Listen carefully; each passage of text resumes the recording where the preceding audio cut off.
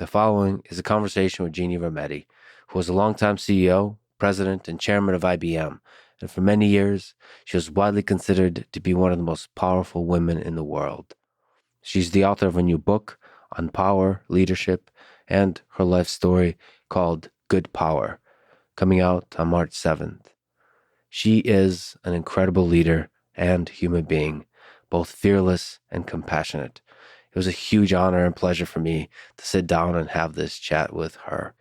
And now, a quick few second mention of each sponsor. Check them out in the description. It's the best way to support this podcast. We got Athletic Greens for health, ExpressVPN for privacy and security, and Inside Tracker for biological monitoring. Choose wisely, my friends. Also, if you want to work with our team, we're always hiring. Go to lexfriedman.com/hiring.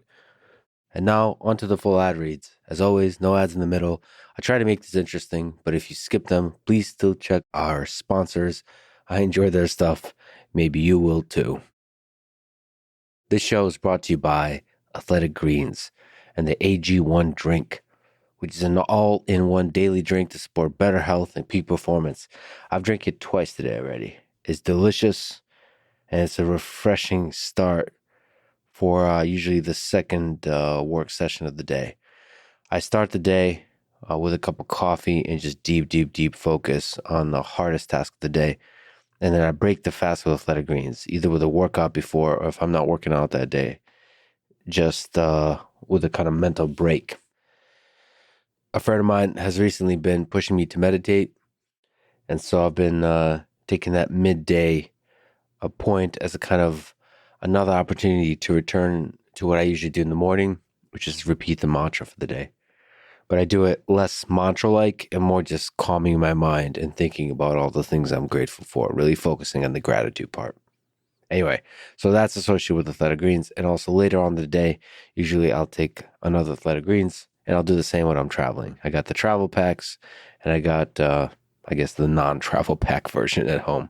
They'll give you 1 month supply of fish oil when you sign up at athleticgreens.com/Lex.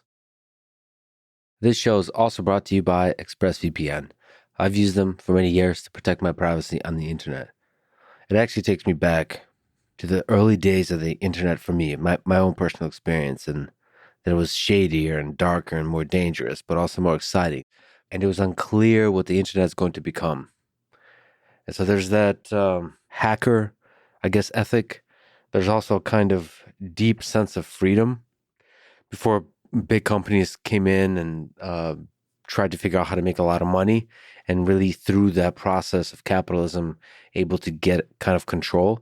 But I'm actually very, very happy to a degree that internet has maintained its freedom.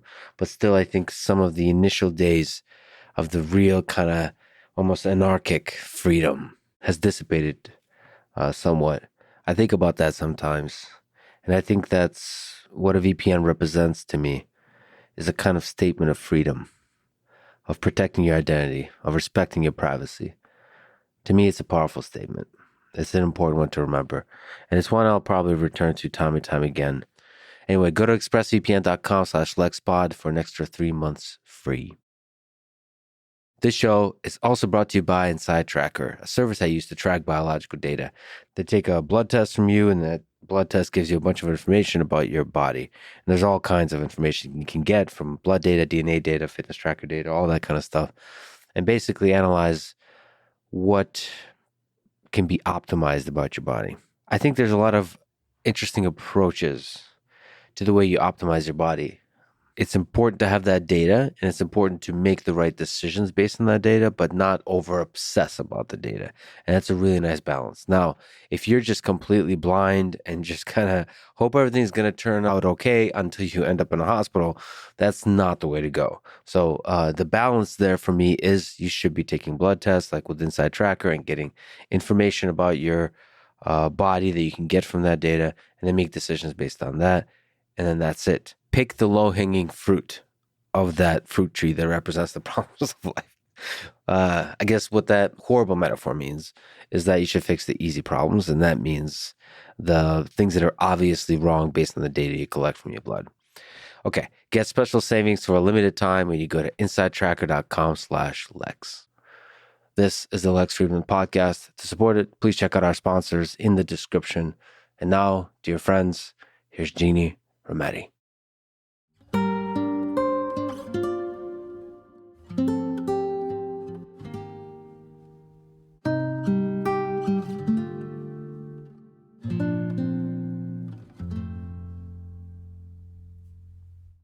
You worked at IBM for over 40 years, starting as a systems engineer, and you ran the company as chairman, president, CEO from 2011 to 2020.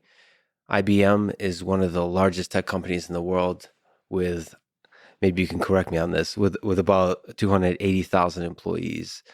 What are the biggest challenges running the company of that size? Let's start with a sort of big overview question. The biggest challenges, I think, are not in running them, it's in changing them. And that idea to know what you should change and what you should not change. Actually, people don't always ask that question.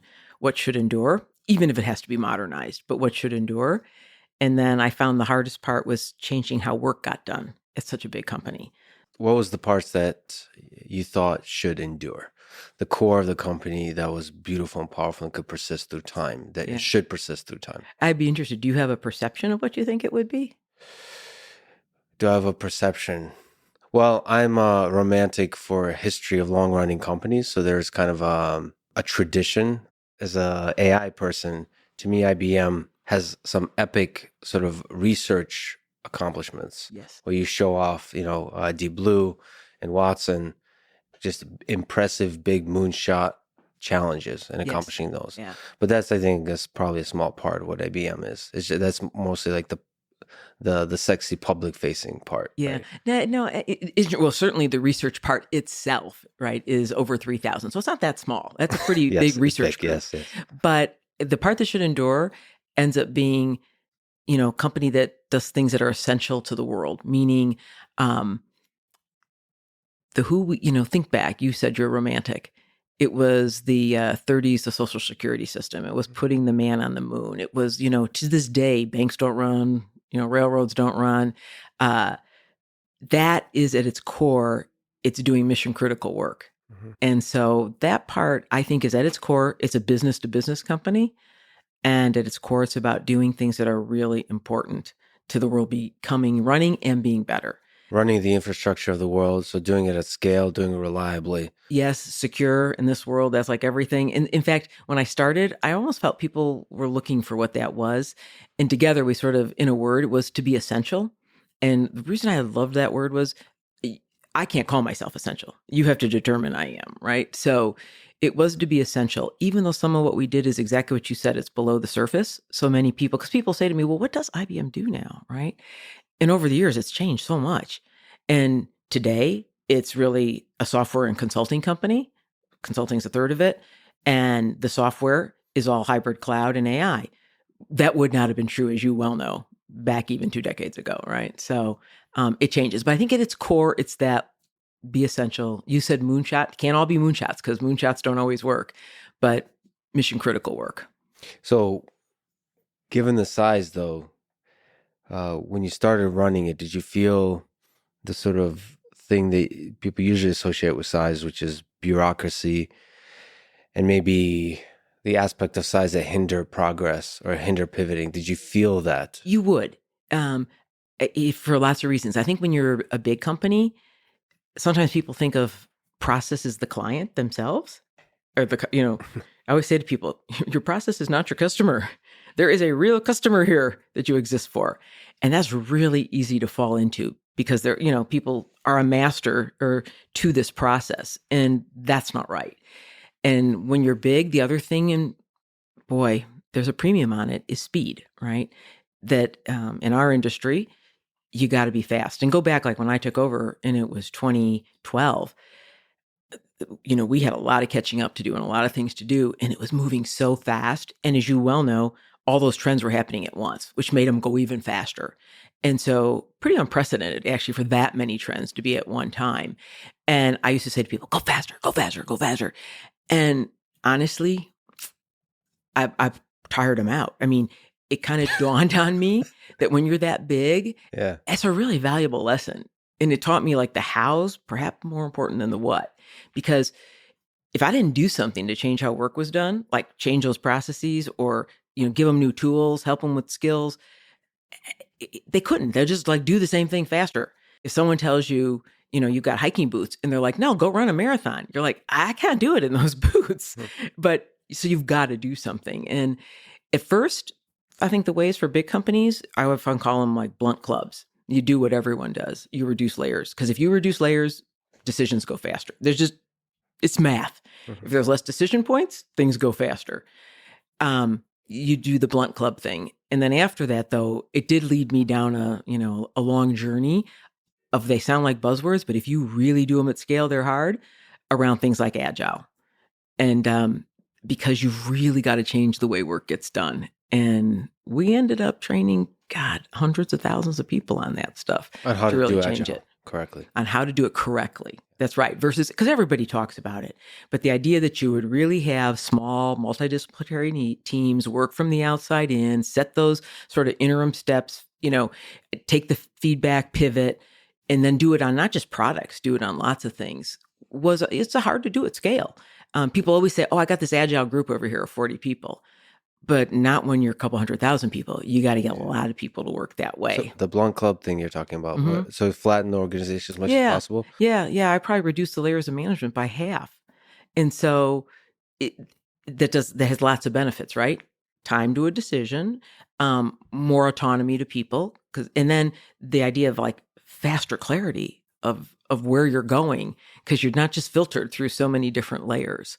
And I think it's the kind of thing a lot of companies, if you're big, have to just keep going through. It's kind of like grass grows, it just comes back and you got to go back down and work on it. So it's a natural thing. But I hear so many people talk about it, Lex, this idea of like, okay, well, who makes a decision? You've often heard nobody can say yes and everybody can say no. And that's actually what you're trying to get out of a system like that. So, I mean, your book in general, the way you lead is very much about we and us, the power of we. But is there times when a leader has to step in and be almost autocratic, take control and make hard, unpopular decisions? Oh, I am sure you know the answer to that. And it is, of course, it's just yes. fun to hear you say It's fun to say it. Yeah. Because I actually, there's a leader for a time, but then there's a leader for a situation, right? And so I've had to do plenty of unpopular things. I think anytime you have to run a company that endures a century and has to endure another century, you will do unpopular things. You have no choice. And I often felt I had to sacrifice things for the long term. And whether that would have been, really difficult things like, job changes or reductions, or whether it would be things like, hey, we're going to change the way we do our semiconductors and a whole different philosophy. You have no choice. I mean, and in times of crisis as well, you got to be, I always said it's not a popularity contest. So none of these jobs are popularity contests. I don't care if your company's got one person or 500,000, they're not popularity contests. But psychologically, is it difficult to just sort of step in as a new CEO and because you're fighting against tradition, against all these people that act like experts of their thing, and they are experts of their thing, to step in and say, we have to do it differently? When you got to change a company, it's really tempting to say, throw everything else out, back to that what must endure, right? Yeah. But I know when I took over to start, I knew how much had to change. The more I got into it, I could see, wow, a lot more had to change, right? Because we needed a platform. We'd always done our best when we had a platform, a technology platform. You will go back in time and you'll think of the mainframe systems. You'll think of the PC. You'll think of perhaps middleware. You could even call services a platform. We needed a platform, the next platform here to be there. Skills. When I took over, we inventoried who had modern skills for the future, it was 2 out of 10 people for the future. Not that they didn't have relevant skills today, but for the future, 2 out of 10. Yikes, that's a big problem, right? The speed at which things were getting done so you got so much to do, and you say, is that a scary thing? Yes. Do you have to sometimes dictate? Yes. But I did find, and it is worth it. I know every big company I know, my good friend that runs General Motors, as she's had to change, go back to what is them, and when you do that back to be essential, we kind of started with, hey, it's be essential. Then the next thing I did with the team was say, okay, now this means new era of computing, new buyers are out there, and we better have new skills. Okay, now the next thing, how do you operationalize it? And it just takes some time, but you can engineer that and get people to build belief. And for the skills, that means hiring and that means training. Yes. Yeah. Oh boy, that's a long skills is a really long topic in and of itself. I try to put my view in it. I learned a lot and I changed my view on this a lot. I'll go back at my very beginning, say 40 years ago.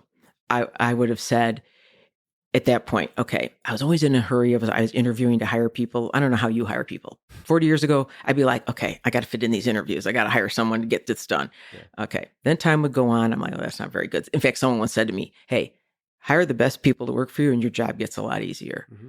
Okay. I should spend more time on this topic. I spend more time on it. Then it was like, okay, hire experts. Okay. Yeah. Okay. Hired a lot of experts over my life. And then I was really like an epiphany, and it really happened over my tenure running the company and having to change skills. If someone's an expert at something and has just done that for 30 years, the odds of them really wanting to change a lot are pretty low. And when you're in a really dynamic industry, that's a problem. And so, okay, that was like kind of my first revelation on this. And then when I looked to hiring, I can remember when I started my job, we needed cyber people. And I go out there and I look. Unemployment in the U.S. was almost 10%. Can't find them. Okay, it's 10% and I can't find the people. Okay, what's the issue? Okay, they're not teaching the right things. That led me down a path, and it was serendipity that I happened to do a review of corporate social responsibility. We had this one little fledgling school in a low-income area, and high school with a community college. We gave them internships, direction on curriculum. Lo and behold, we could hire these kids. I said, this is not CSR. Like, I just found a new talent pool, which takes me to now what I'm doing in my post-retirement.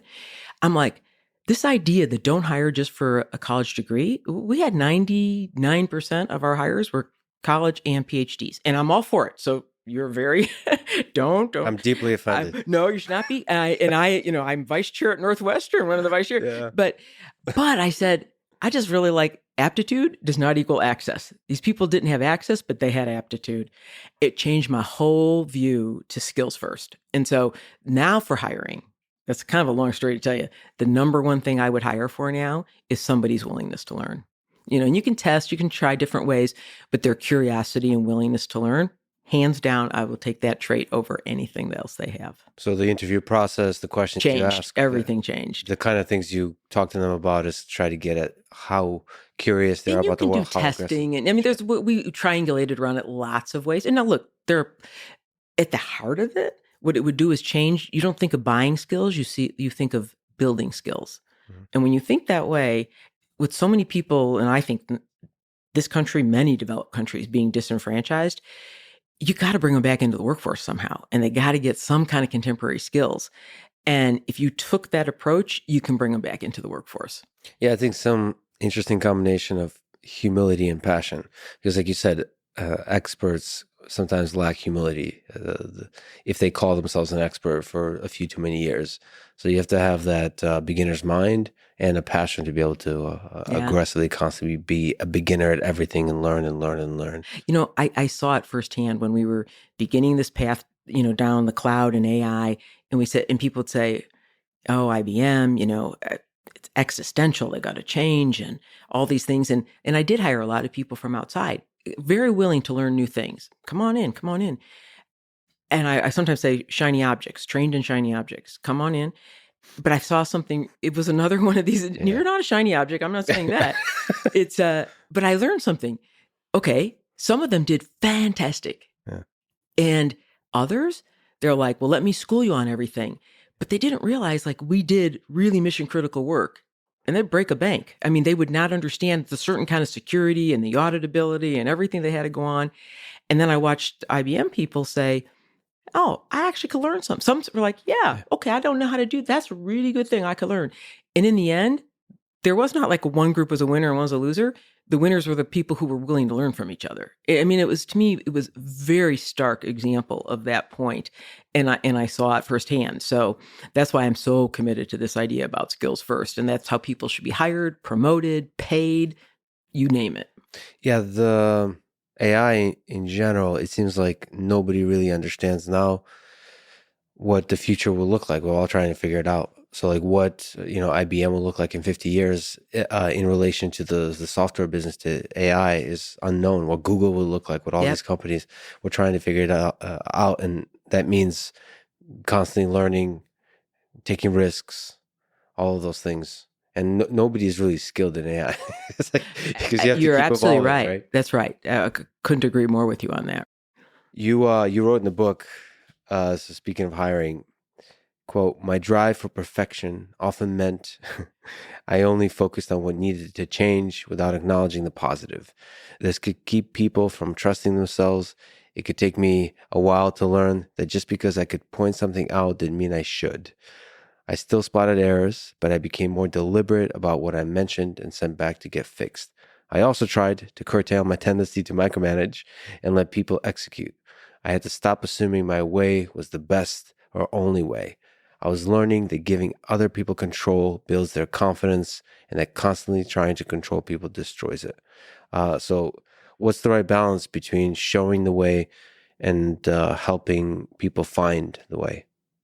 That is a good question, because like a really flip answer would be, as it gets bigger, you have no choice but to just, you can't do it. You have to tell or show. I mean, you've got to let people find their way because it's so big, you can't, right?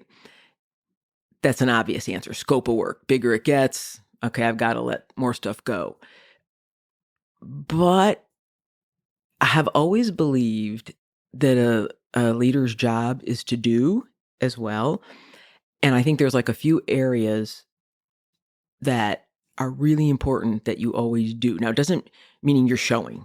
So, like when it has to do with values and value-based decisions, like I think it's really important to constantly show people that you walk your talk on that kind of thing is super important. And I actually think it's a struggle young companies have because those values aren't deeply rooted. And when a storm comes, it's easy to uproot. And so I always felt like when it was that time, I showed it. I got taught that so young at IBM and even General Motors that, in fact, I do write about that in the book.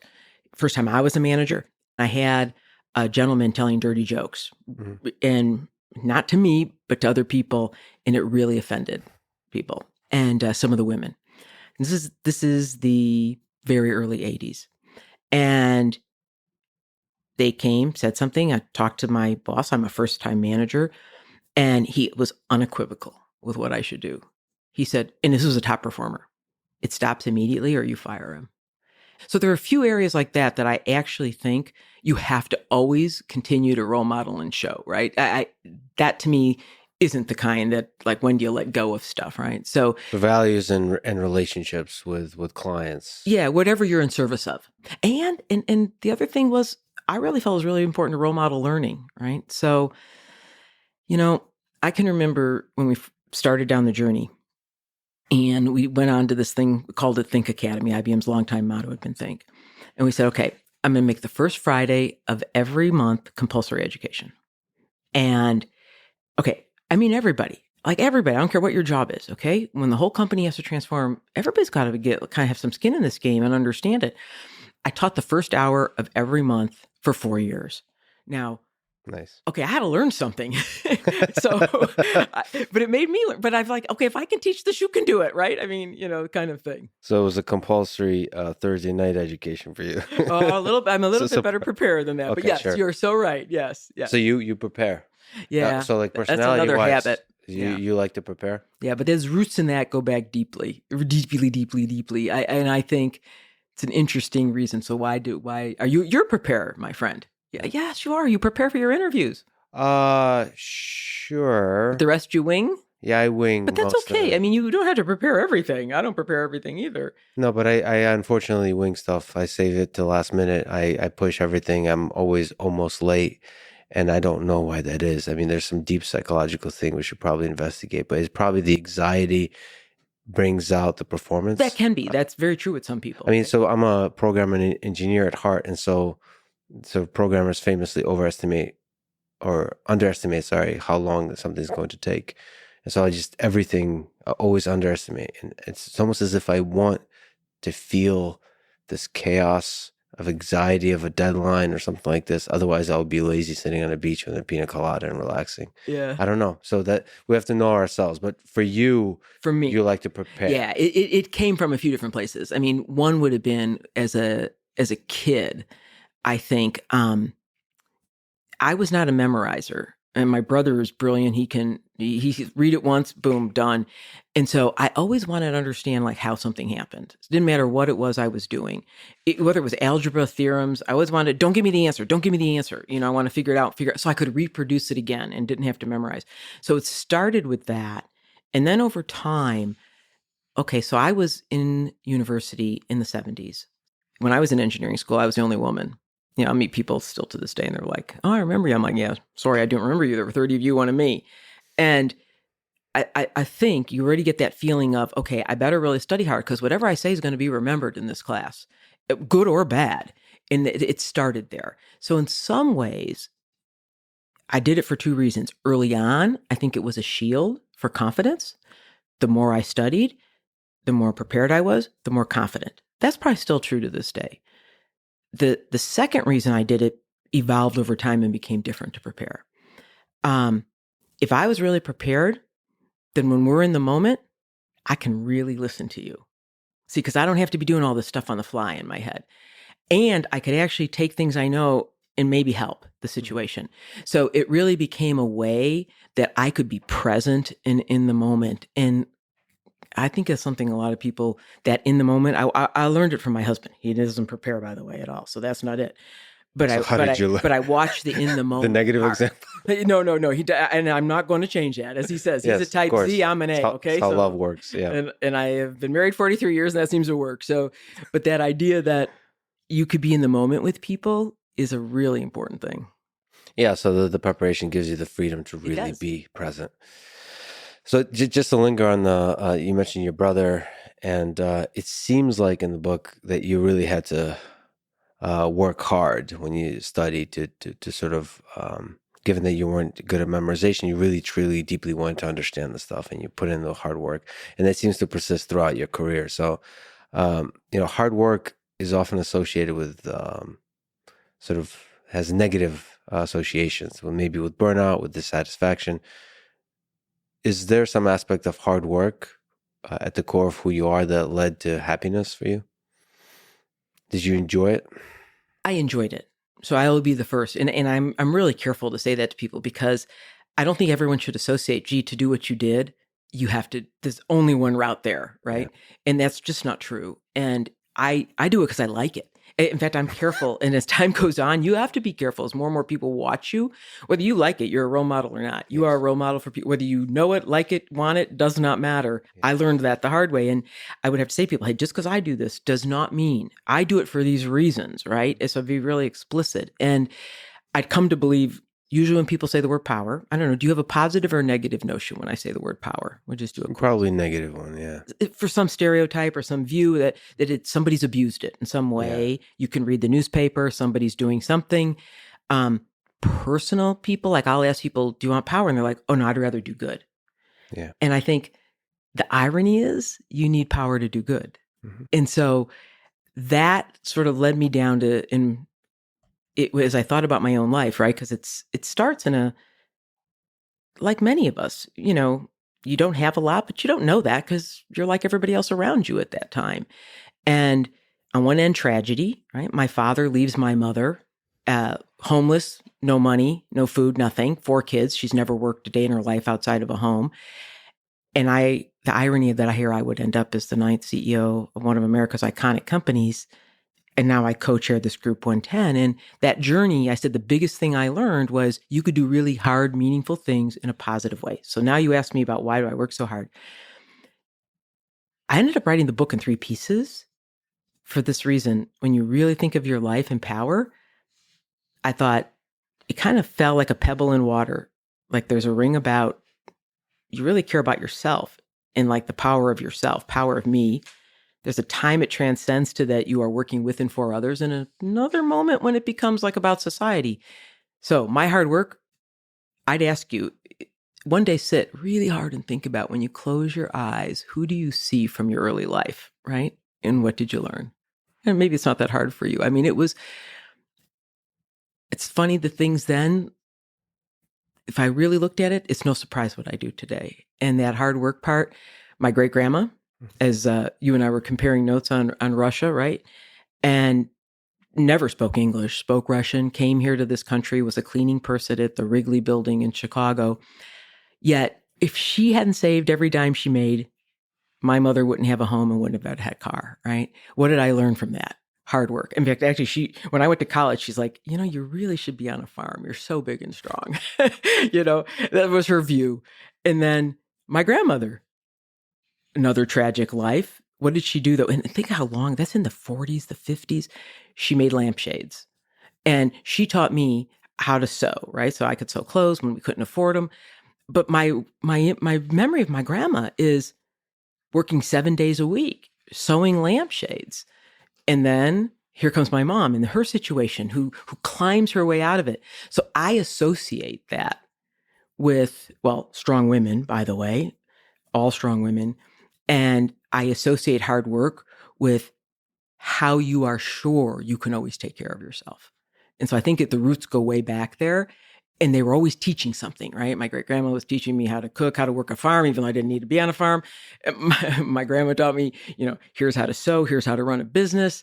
And then my mother would teach us that, look, with just a little bit of education, look at the difference it could make, right? So anyways, that's a long answer to, I think that hard work thing is really deeply rooted from that background. And it gives you a way out from hard times. Yeah. I think I've seen you on other podcasts say, I thought I did. Do you want a plan B? Mm-hmm. Didn't you say, no, you would not like a plan B? Yeah, I don't. Because you're like, I would prefer my backup against, am I remembering? You have a story like that. you seem to like, at least certain moments in your life seem to do well in desperate times. True enough. That's true. I learned that very well. But I also think that maybe this isn't the same kind of plan B. I think of it as, like I was taught, like, always be able to take care of yourself.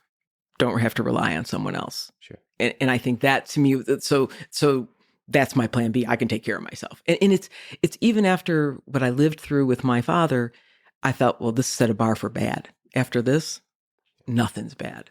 And that it's a very freeing thought. The being able to take care of yourself, is that, you mean practically, or do you mean just a self-belief that I'll figure it out? I'll figure it out, and practically both, right? So you wrote, quote, I vividly remember the last 2 weeks of my freshman year when I only had 25 cents left. I put the quarter in a clear plastic box on my desk and just stared at it. This is it, I thought. No more money. So do you think there's some aspect of that financial stress, even desperation, just being hungry? Did that play a role in that drive that led to your success? To be the CEO of one of the great companies ever? It's a really interesting question, because I was just talking to another colleague who's CEO of another great American company this weekend. And he mentioned to me about all this adversity. And he said, or I said to him, I said, do you think part of your success is because you had bad stuff happen? Yeah. And he said, yes, And so I guess I'd be lying if I didn't say, I don't think you have to have tragedy, but it does teach you, like, one really important thing is that there is always a way forward, always, and it's in your control. And I think there's probably wisdom for mentorship there, or whether you're a parent or a mentor, that easy times don't result in growth. Yeah, I've heard a lot of my friends, and they worry. They said, "Gee, my kids have never had bad times." Yeah, and so what happens here? So I don't know. Is it required? And why you end up not required, but it sure doesn't hurt. You had this good line about advice you were given, that growth and comfort never coexist. Growth and comfort never coexist. And you have to get used to that thought. If someone said that they think of me like one of the more profound sort of lessons I had, yeah. And the irony is, it's from my husband, and which is even more, funny. Well, actually, you could just steal it. I mean, you don't have to give him credit. I have shamelessly. He'll as he'll tell you. Okay, so the story behind growth and comfort never coexist, but honestly, I think it's been a really freeing thought for me, and it's helped me immensely since mid-career. And as I write about it in the book, I'm mid-career and I've been running a pretty big business, actually. And the fella I work for is going to get a new job. He's going to get promoted. He calls me and he says, hey, you're going to get my job. I really want you to have it. And I said to him, no way. I said, I'm not ready for that job. I got a lot more things I got to learn. That is like a huge job around the world, every product line, development, you name it, every function. I can't do it. He looked at me. He says, well, I think you should go to the interview. I went to the interview the next day, blah, blah, blah. Guy says to me, looks at me and he says, I want to offer you that job. And I said, I would like to think about it. I said, I want to go home and talk to my husband about it. Kind of looked at me. Okay. I went home. My husband is sitting there and he says to me, I went on and on about the story, etc. And he says, do you think a man would have answered it that way? And I said, He says, I know you. He's like, 6 months, you're going to be bored. And all you can think of is what you don't know. And he said, and I know these other people, you have way more skill than them and they think they could do it. And he's like, why? And for me, it internalized this feeling that I am going to say something that's a bit stereotyped, that it resonates with many, many women. And I'll ask you if it does after, is that they're the most harsh critic of themselves. And so this idea that I won't grow unless I can feel uncomfortable doesn't mean I always have to show it, by the way. Mm-hmm. So that's why I meant growth and comfort can never coexist. So I was like, he's exactly right. Now, the end of that story is I went in and I took the job. Mm-hmm. When I went back to the man who was really my mentor looking out for me, and he looked at me and he said, don't ever do that again. And I said, I understand, because it was okay to be uncomfortable. I didn't have to use it. I mean, now I would take stock of the things I can do, right? And really think, or I look for times to be uncomfortable, because I know if I am nervous, like, I don't know if you're nervous to meet me. We never met in 100%. Real person. No, 100. I'm still terrified. No, you're not. But then it means you're learning something, right? Holding it together. So that to me matters. I think it's interesting. Maybe you could speak to that, the sort of the self-critical thing inside your brain, because I think sometimes it's talked about that women have that, but I have that definitely. And I think that's not just solely property of women in the workplace.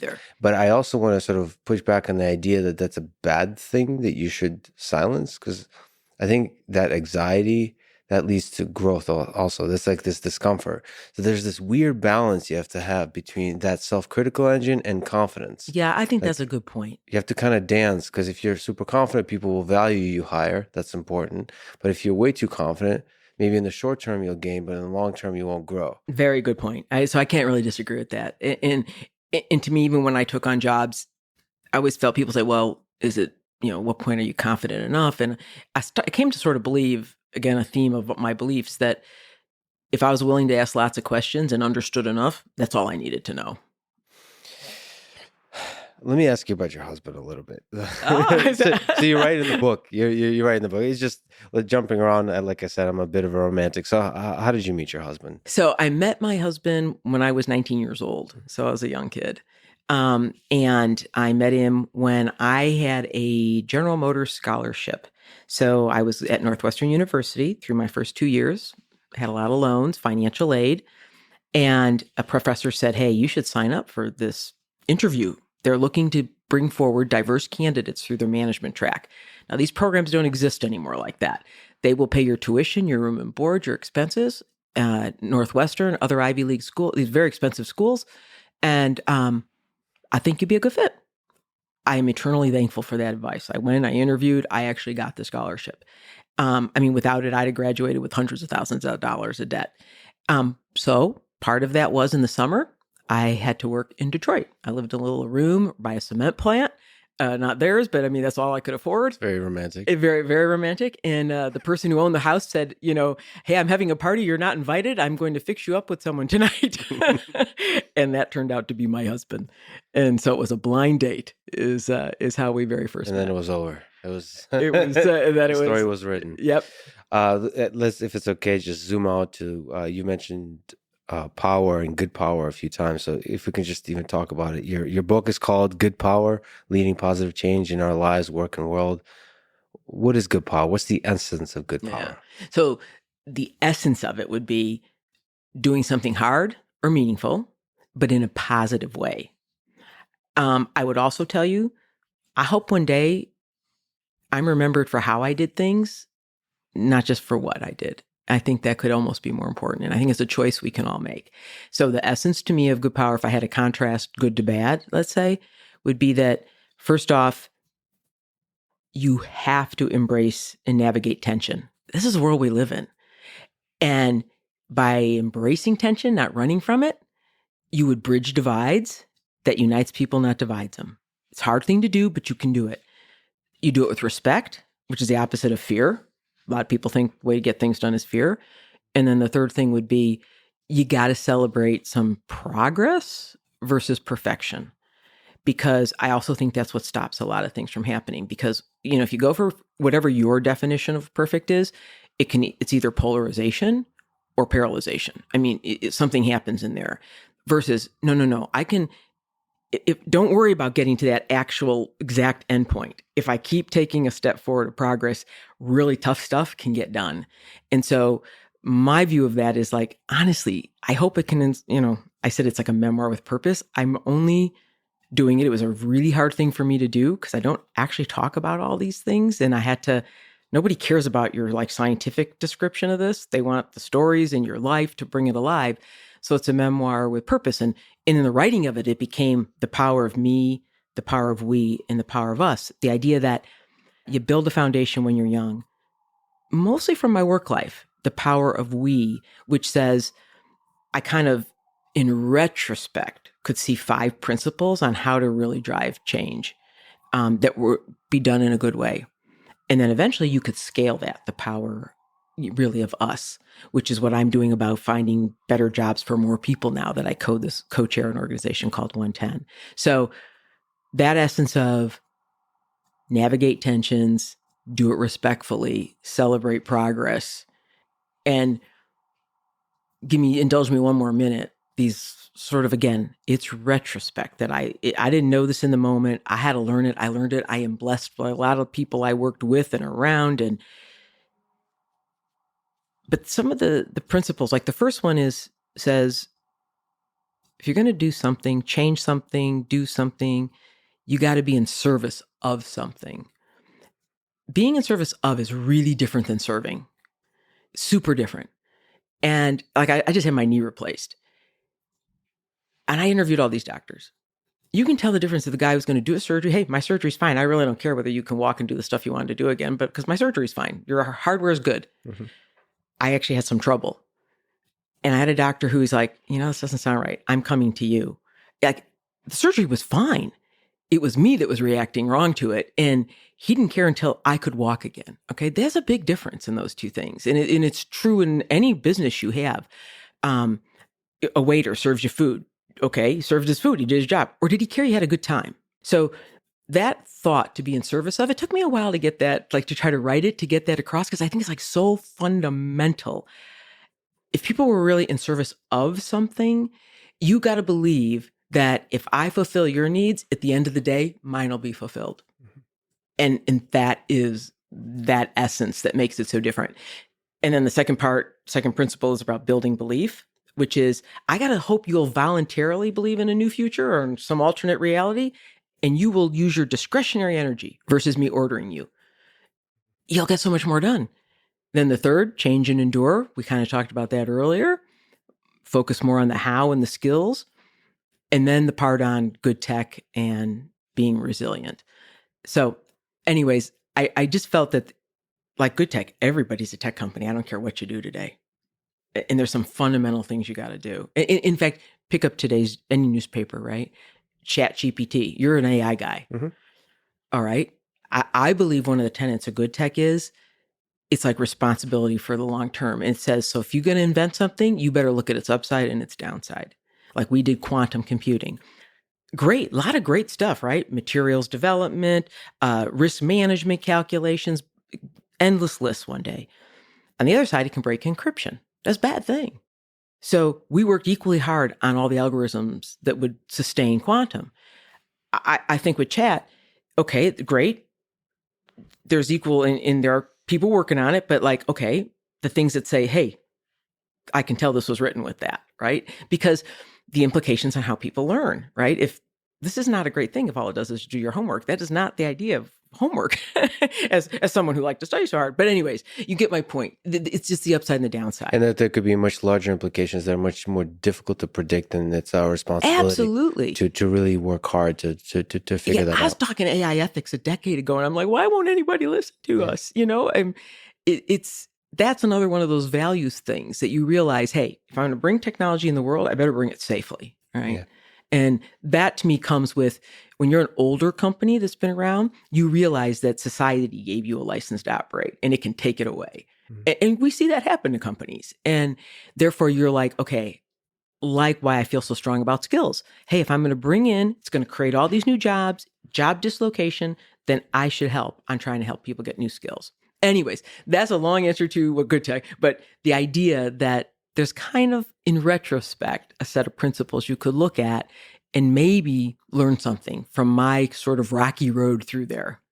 But it started with the power of we, and there's that big leap, I think, that propagates through the things you're saying, which is the leap from focusing on yourself to the focusing on others. So that having that empathy, you've said, at some point in our lives and careers, our attention turns from ourselves to others. We still have our own goals, but we recognize that our actions affect many, and that it is impossible to achieve anything truly meaningful alone.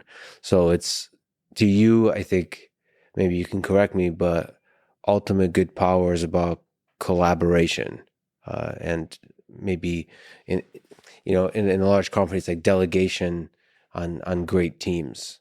The ultimate good power is actually doing something for society. That would be my ultimate definition of good power. So it's power, about the results of the thing. Yeah, but how it's done, right? How it's done. And so, when you said a leap, do you think people make a leap when they go from thinking about themselves to others? Do you think it's a leap, or do you think it kind of just is a sort of slow point? I think the leap is in deciding that this is it's like deciding that you will care about others, that this is, it's like a leap of going to the gym for the first time.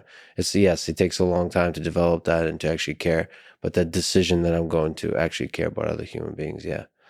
I think, or at least it just feels like a deliberate action you take of empathy. Yeah, because sometimes I think it happens a little, it's maybe not as deliberate. Yeah, it is a little bit more gradual, because it might happen because you realize that, geez, I can't get this done alone, so I got to have other people with me. Well, how do I get them to help me do something? So I think it does happen a little bit more gradually. And as you get more confident, you start to not think so much that it's about you, and you start to think about this other thing you're trying to accomplish. And so that's why I felt it was a little more gradual. I also felt like I can remember so well, this idea that, again, now we're in the 80s, 90s, I'm a woman, I'm in technology, and I was down in Australia at a conference, and I gave this great speech. Again, power of me, I'm thinking I give this great speech, financial services. This man walks up to me after, I think he's going to ask me some great question. And he said to me, I wish my daughter could have been here. And in that moment, and at that point, up to then, I'd always been about, look, please don't notice I'm a woman. Do not notice that. I just want to be recognized for my work. But crossing over from me to we, like it or not, I was a role model for some number of people. And maybe I didn't want to be, but that didn't really matter.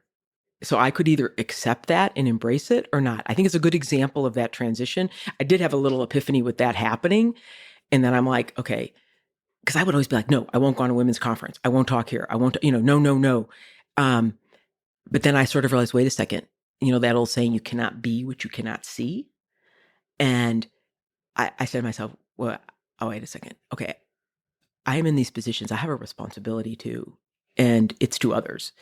And that's what I meant. I felt like it can be somewhat gradual, that you come and you may have these pivotal moments that you see it, but then you feel it, and you sort of move over that transom into the power of we. You're one of the most powerful tech leaders ever. And as you mentioned the word power, the old saying goes, power corrupts, and absolute power corrupts absolutely. Was there an aspect of power that was, that you had to resist its ability to corrupt your mind, to sort of delude you into thinking you're smarter than you are. That kind of all the ways that That's very power dangerous. corrupts. I agree with. I mean, I think you got to be careful who you surround yourself with. Yeah. That's how I would answer that question, right? And people who will hold the mirror up to you can be done in a very positive way, by the way. It doesn't mean, but that word sycophants, you cannot have that, right? I mean, it's like, I always say to someone like, hey, listen to me. Tell me what would make me better or do something. Or I have a husband that'll do that for me quite easily, by the way. He'll always tell me. So he's the one that kind of can give you some criticism sometimes. I have been surrounded myself with a number of people that will do that. And I think you have to have that. I had a woman that worked with me for a very long time. And at one time we were competitors. And then at some point she started to work for me and stayed with me for quite a while. And she was one of the few people that would tell me the truth. In sometimes I'm like, enough already. and she'd be like, do not roll your eyes at this. Yeah. And you absolutely have got to have that. And I think it'll go back to my complete commitment to inclusion and diversity, because you got to have that variety around you. You'll get a better product and a better answer at the end of the day. And so to resist that allure, I think it's about who you surround yourself with. Current politics would say that too. So you write about, in general, you value diversity a lot. So can you speak to almost like philosophically, what does diversity mean to you? Diversity to me means I'm going to get a better product, a better answer. I value different views. And so it's inclusion. So I always say inclusion, diversity is a number, inclusion is a choice. And you can make that choice every single day. It's a good line. I really believe, and I've witnessed it, that I've had when my teams are diverse, I get a better answer. My friends are diverse, I have a better life. I mean, all these kinds of things. And so I also believe it's like no silver thread. There's no easy way. You have to authentically believe it. I mean, do you authentically believe that diversity is a good thing?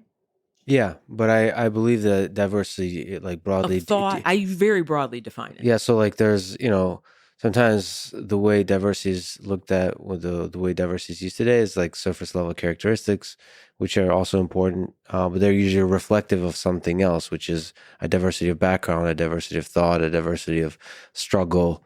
Some people that grew up middle class versus poor, different countries, different motivations, all of that. Yeah, it's beautiful when different people from very different walks of life get together. Yeah, it's beautiful to see.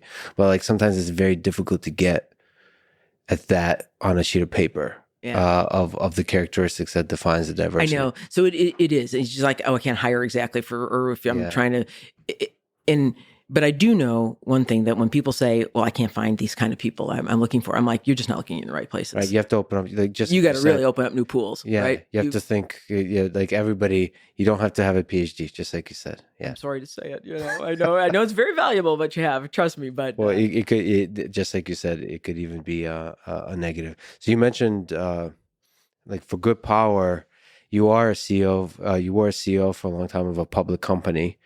Were there times when there was pressure to sacrifice what is good for the world for the bottom line in order to do what's good for the company? There were a lot of times for that. I mean, I think every company faces that today, in that I always felt like there's so much discussion about stakeholder capitalism, right? Do you just serve a shareholder, or do you have multiple? Mm-hmm.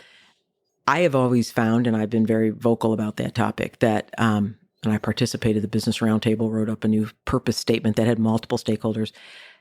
I think it's common sense. Like if you're going to be 100 years old, you only get there because you actually do at some time balance all these different stakeholders in what it is that you do, and short-term, long-term, all these trade-offs. And I always say people who write about it, they write about it black and white, but I have to live in a gray world.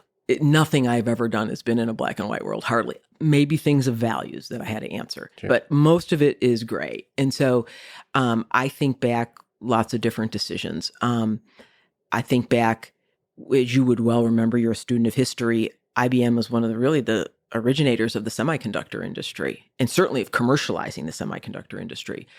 Great R&D and manufacturing, but it is a game of volume. And so when I came on, we were still manufacturing R&D and manufacturing our own chips. We were losing a lot of money. Yet here we had to fight a war on cloud and AI. Sure. And so, okay, now shareholders would say, fine, shut it down. Okay, those chips also power some of the most important systems that power the banks of today. Mm-hmm. If I just shut it down, well, what would that do? And so, okay, the answer wasn't just stop it. The answer wasn't just keep putting money into it. The answer was, and we had to kind of sit in an uncomfortable spot till we found a way. I mean, it's going to sound so basic, but you as an engineer understand it. We had to separate. It was a very integrated process of research, development, and manufacturing. And you'd be perfecting things in manufacturing. And these were very high performance chips. We had to be able to separate those. We eventually found a way to do that so that we could take the manufacturing elsewhere, and we would maintain the R&D.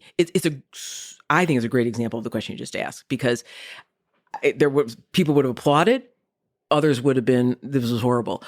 Or we had a financial roadmap that had been put in place that said, I'll make this amount of EPS by this date. There came a time we couldn't honor it because we had to invest. And so there's a million of these decisions. I think most people that run firms, any size firm, they're just one right after another like that. And you're always making that short and long tension of what am I giving up? Well, what is that partnership like with the clients? Because you work with gigantic businesses, and what's it like? Sort of really forming a great relationship with them, understanding what their needs are, being in service of their needs. Service of, yeah, very simple. Honor your promises, and that happens over time. I mean, in service of. Which is often why you could work with competitors, because if you are really in service of you and you need something, it takes two of us to do it, that becomes easier to do because we both care you get what you needed. And so I can remember during one of the times I was on a European trip, and at the time, and this is still true, about views about technology and national technology giants and global ones and the pros and the cons, and countries want their own national champions. Quite obvious. I mean, if I'm France or Germany, and there was a lot of discussion about security and data and who was getting access to what. And I can remember being in I was with Chancellor Merkel. I had met her many times. She's very well prepared Yeah. every time, as you would know. And I started to explain all these things about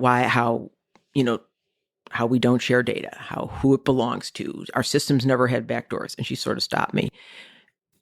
Like, you're one of the good guys. Like, stop. Now, that wasn't about me personally. She's talking about a company that's acted consistent with values for decades, right? So to me, how you work with those big kind of clients is you honor your promises. You say what you do and you do what you say. And you act with values over a long period of time. And that to me, people say we're valued. It is not a fluffy thing. It is not a fluffy thing. It is I mean, if I was starting a company now, I'd spend a lot of time on that. On, why we do what we do and why some things are tolerable and something, what your fundamental beliefs are. And many people sort of zoom past that stage, right? It's okay for a while and never sacrifice that. You would never sacrifice that. I don't think you can. So there was a lot of pressure when you took over as CEO, and there was 22 consecutive quarters of revenue decline between 2012 and the summer of 2017. So it was a stressful time. Maybe not. Maybe you can correct me on that. So as a CEO, what was it like going through that time? The decisions, the tensions in terms of investing versus making a profit? I always felt that sense of urgency was so high. And even if I was calm on the outside, because you have one of the world's largest pensions. So many people depend on you. You have a huge workforce. They're depending on you. You have clients whose businesses don't run if you don't perform, et cetera. And shareholders, of course, right? And so, but I also am really clear, this was perhaps the largest reinvention IBM ever had to undertake. Yes. I had a board that understood that. In fact, some of the headlines were like, this is existential, right? I mean, nobody gives you a right to exist forever. And there aren't many techs, you're the student of it. Mm-hmm. They are gone. They are all gone. And so if we didn't reinvent ourselves, we were going to be extinct. And so now, but you're big, and it's like changing, what's that old saying? Can I change the wheels while the train's running or something like that, or the engines while the plane's flying? Yeah, exactly. And that's what you have to do. And that took time. And so, Lex, do I wish it would have been faster? Absolutely. But the team worked so hard. And in that time frame, 50% of the portfolio was changed. It's a very large company. And if you would, I also divested $10 billion of businesses. So if you would look at that growth rate without divestitures and currency, which now today everyone talks about currency. Back then we were the only international guy. Net of divestitures and currency, the growth was flat. Is flat great? No, but flat for a big transformation? I was really proud of the team for what they did. That is actually pretty miraculous to have made it through that. I have my little nephew one day, and he would see on TV occasionally when there'd be criticism, and he'd say, Auntie, does that make you mad when they talk mean? Yeah. And I just looked at him and I said, he said, how do you feel? I said, look, I'm doing what has to be done. And I happen to be the one there. And if you have great conviction, and I did, a great conviction, I knew it was the right thing. I knew it would be needed for IBM to live its second century. And my successor, they have picked up, gone forward. I mean, you go back, we did the acquisition of Red Hat. I mean, we had to find our way on cloud, right? We were late to it. So we had to find our way. And eventually that led us to hybrid cloud. We did a lot of work with Red Hat back in 2017. Oh, we'd always done a lot of work with them. Actually, we were one of the first investors when they were first formed. But that was 2018. We took quite a hit for even, it was the largest to then software acquisition ever. But it is the foundation, right, of what is our hybrid cloud play today and doing very, very well. So, but I had to take a short-term hit for that, right? Short-term hit for a very large $34 billion acquisition. But it was, for all of us, it was the right thing to do. So I think when you get really centered on, it's the right thing to do, you just keep going, right? So the team had the vision, they had the belief, and everything else, the criticism doesn't matter. So we didn't always have exactly the right, this wasn't a straight arrow, but stay down, you're right, keep going. Okay, made a mistake. There's no bad mistake as long as you learn from it, right? And keep moving. So yes, did it take longer, but we are the largest that was there. Could you maybe just on a small tangent educate me a little bit? So Red Hat originally is Linux, open source distribution of Linux, but it's also consulting. Well, it's a little bit of consulting, but it's mostly software it's mostly Linux. Software. It was mostly software. Yeah, absolutely. Wow. Okay. Absolutely. So, but today IBM is very much, there's, services. Most IT services in the world is done by IBM. There's so many varied.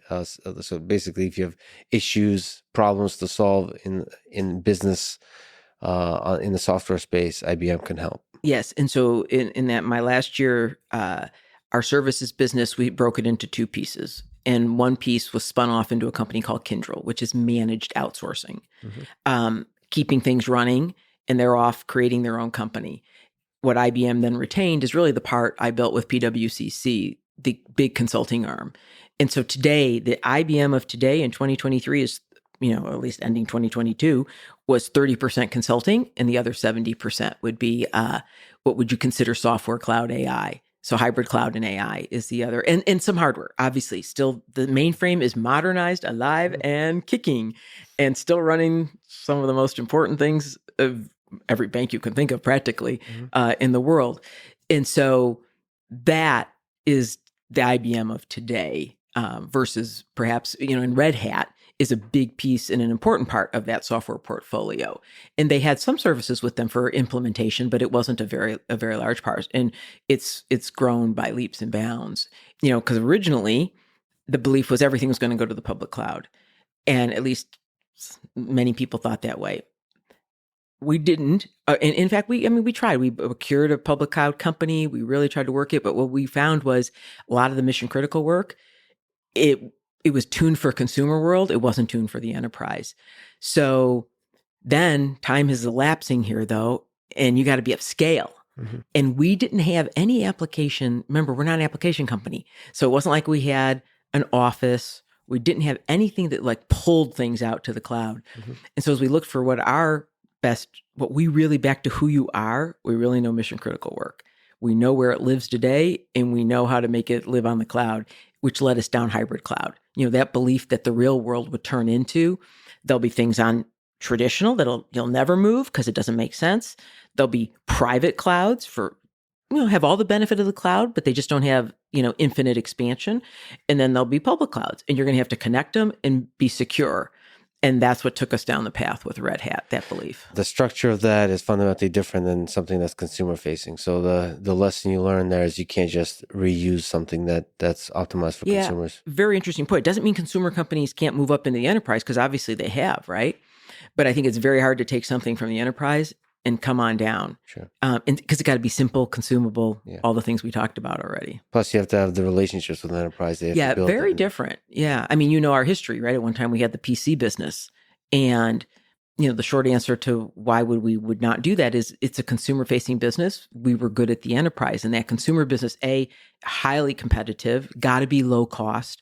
All the things that are not the same muscles necessarily of being in an innovation-driven, technology business. Yeah, but what is now Lenovo? I guess that's right. Spent Lenovo out. acquired it. Extremely good at that. So, but not as good as you're saying as at enterprise. Or it's not. It was. Lenovo's very good at their PC world, yes. But I wouldn't, and they can sell into the enterprise. Yeah. Right. But you as a consumer can go buy a Lenovo too. So look in China, right? Look in other places. So that's what I mean by a consumer, an end device. And that was a big decision because it would have been one of the last things that had our logo on it that sits in your hands, right? So when a new generation says, well, what does IBM do, right? Was that a difficult decision? Do you remember? This is a long time ago now. It was like 2005. Yeah. So they're all difficult because it's not only things, it's people. But it's back to knowing who you are is how I would sum that up as, right? And we were never great at making a lot of money at that. And you remember originally it was IBM PC, then there were IBM clones. Mm-hmm. They weren't called IBM clones back then, as the field became highly, highly competitive. And as things commoditized, we often, as they commoditize, we would move them out and move on to the next innovation level. But because of that, it's not as public facing, even though it's That's one of the most right. recognizable logos ever. Yeah, isn't it true? That is very true. That is actually a very important point. And that is, branding, as you say, one of the most recognizable in a very highly ranked brand strength around the world. And so that's a trade-off. I mean, I can't, because there was a time you'd have something of IBM in your home or a cash register, as an example. You'd walk into a store. Actually, they're still in places. That went to Toshiba. Can you speak to consulting a little bit? What does that entail to train up, to hire a workforce that can be of service to all kinds of different problems in the software space, in the tech space? Yeah. What's entailed in that? I mean, you have to value a different set of things, right? And so you've got to always stay ahead. It's about hiring people who are willing to learn. It is about, at the same time, in my view, it's what really drives you to be customer centric. Maybe you can educate me. I think consulting is a kind of, you roll in and you try to solve problems that businesses have, like with expertise, right? Okay. Is that the process of consulting? Somewhat, right? So so fair enough. When you say the word consulting, it's a really broad spectrum. Mm-hmm. I mean, I think people could be sitting here thinking it could be, I just give advice and I leave, to all the way to I run your systems, right? And I think it's generally, people use the word to cover everything in that space. So we sort of fit in the spot, which is we would come in and live at that intersection of business and technology. So we could give you recommendations and then we'd implement them and see them through because we had the technology to go to the implementation and see them through. And at the time back then, that's what, there'd been 5 of those that had failed. The companies had bought other consulting firms. And so we were, that was the great thing about, the harrowing thing about it was, here, please go work on this. None of the others have ever succeeded before.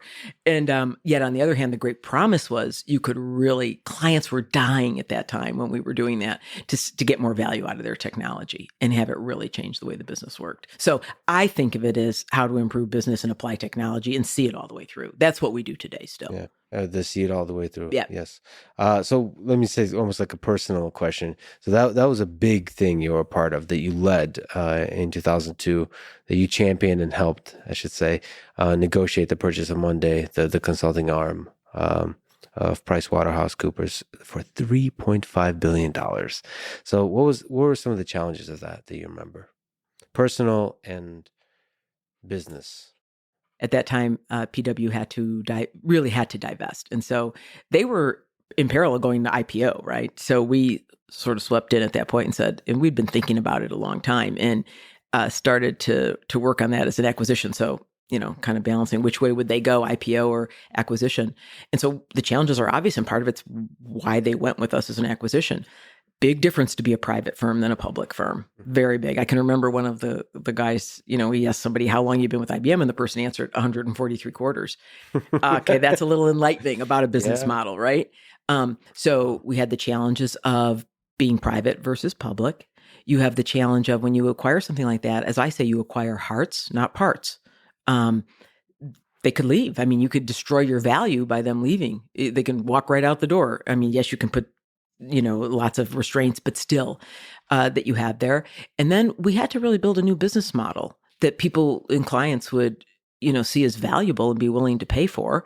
And so we had to do something that lived at that intersection and say that how this was unique is what we were doing. So you had the people aspect, you had that they were going to be private or public, and they had always been private their whole life. And then you had the business model. So, and the others had all failed that had tried to do this. So yeah, it was a tough thing to do. What about the personal side of that? That was a big step up for you. You've been at IBM for a long time. Yeah. This is a big sort of leadership, like very impactful, large scale leadership decisions. Yeah. What was that like? So, unlike in my career earlier where I said I was changing jobs and I said I wasn't comfortable, et cetera. So now here, fast forward 10 years, and I'm like, okay, honestly, how I felt inside, on one hand, I did what I learned, like inventory what you know how to do. Like you have some good strengths that could work here. The other part of me said, boy, this is really high profile. And I felt, and I can remember saying to someone, like, this is going to kill me or catapult. Probably nothing in between. And that wasn't terrifying to you? That was okay? You were okay with that? I was okay with that because I felt I knew enough, like these things I had. And I'll tell you the one thing I felt I knew the best. Consultants of any worth their weight, they really do care that they deliver for an end client. And I felt I understood service to a client so well that what it meant to really provide value. So I knew we would have like something that I knew the PwC people more than anything wanted to deliver value to those clients they had, next to then developing their people, that those were like the really two things. And that I could, and I also knew they felt they could do better if they had more technology. And we did. So there really was a reason, that I could really believe in. So I authentically believed back to that point. And I also felt I had built some of those skills to be able to do that. But I wouldn't call it terrifying, but make no mistake, Lex, it was very hard. And it turned out to be extremely successful. By the time we ended, it was worth 19 and a half. Well, the time I stepped, I ran it for, oh goodness gracious, quite a long time. I'm going to say 7 or 8, 9 years. Yeah. And we were $19.5 billion.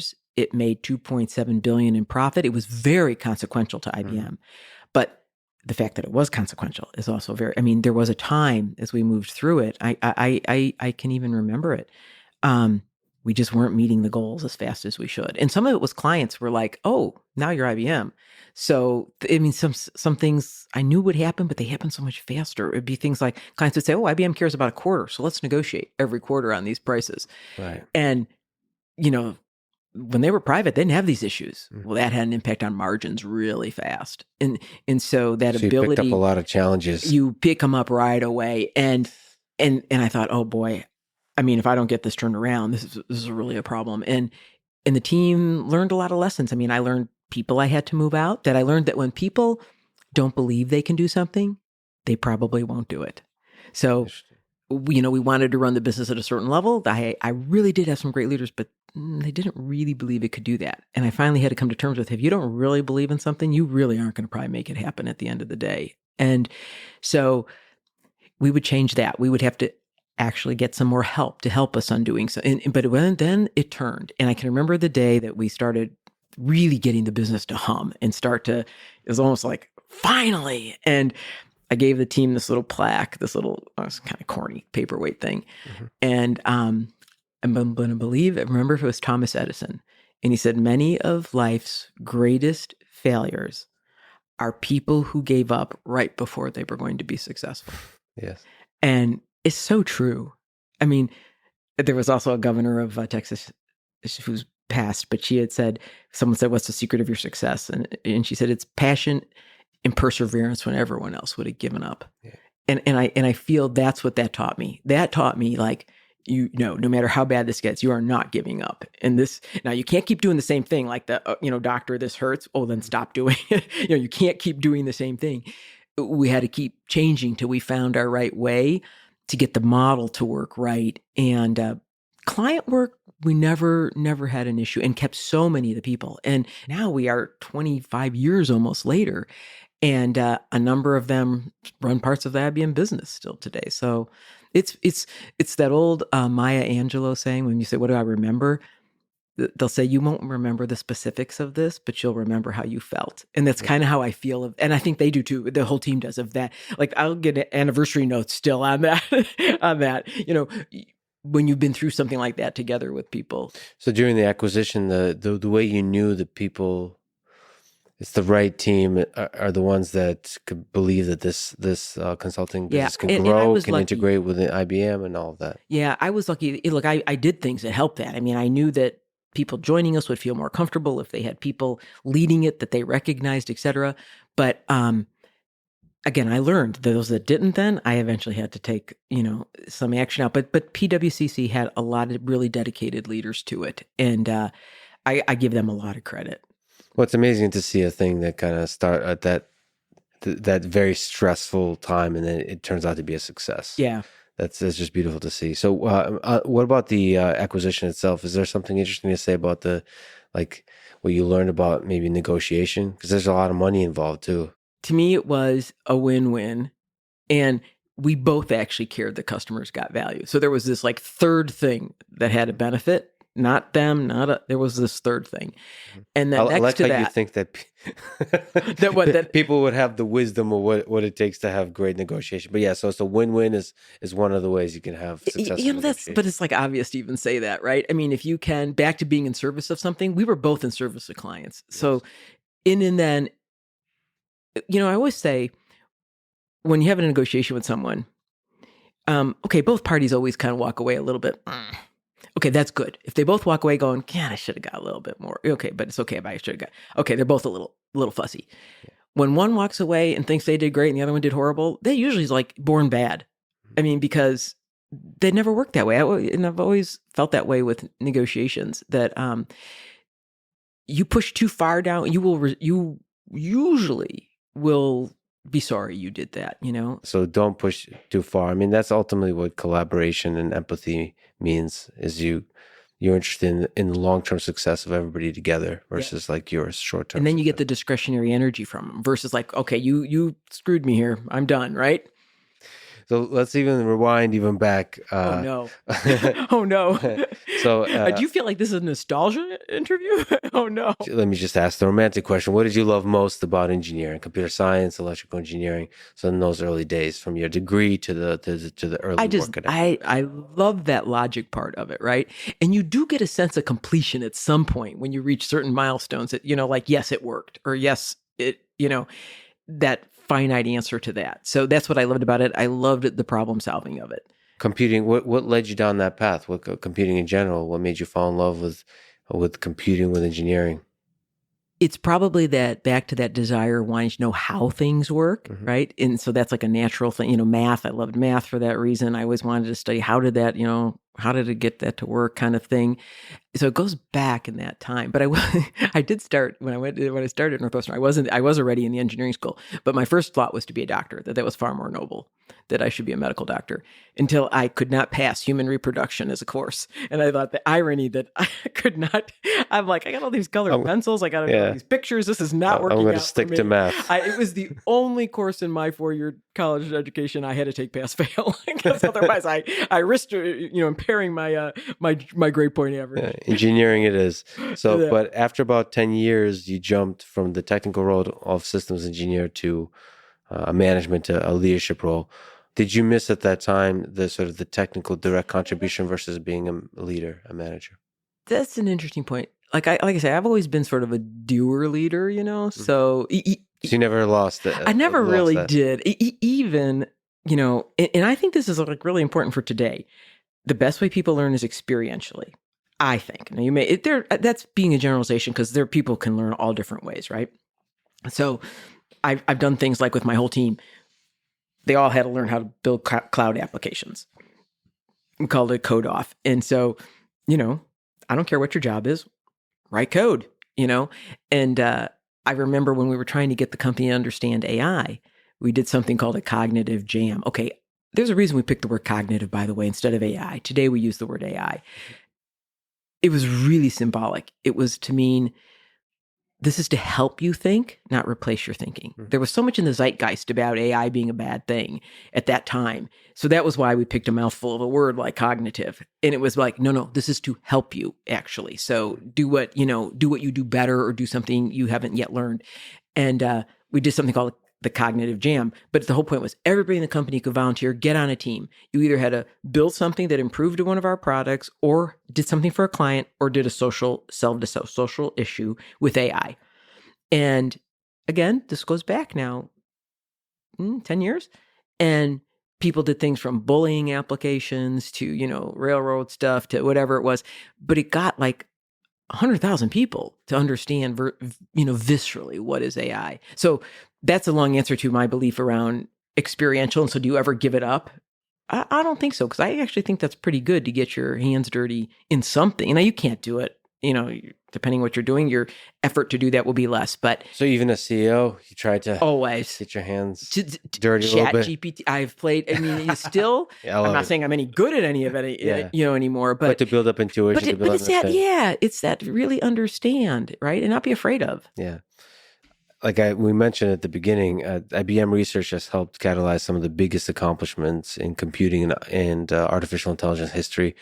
So Deep Blue, IBM Deep Blue versus Kasparov chess match in 96 and 97. Just to ask kind of like what your perception is, what your memory is of it. What is that moment? Like this seminal moment. I believe probably one of the greatest moments in AI history, when the machine first beat a human at a thing that humans thought. You make a very interesting point, because it is like one of the first demonstrations of using a game to bring something to people's consciousness, right? And to this date, people use games, right, to demonstrate different things. But at the time, it's funny. I didn't necessarily think of it so much as AI, and I'll tell you why. And I'm not a chess player. You might be a chess player, so I'm not expert at it. But I think I understand properly of chess, that chess has got a finite number of moves that can be made. Therefore, if it's finite, really what's a demonstration of is supercomputing, right? It's about the amount of time and how fast it can crunch through to find the right move. So in some ways, I thought of it as almost a bigger demonstration of that. But it is absolutely, as you said, it was a motivator, one of the big milestones of AI, because it put in your consciousness that it's man in this other machine, right? Yeah, doing something. So you saw it as just a challenging computation problem, and this is a way to demonstrate hardware and software computation at its best. Yes, I did. But the thing is, there is a romantic notion that chess is the embodiment of human intellect. Yeah. I mean, intelligence.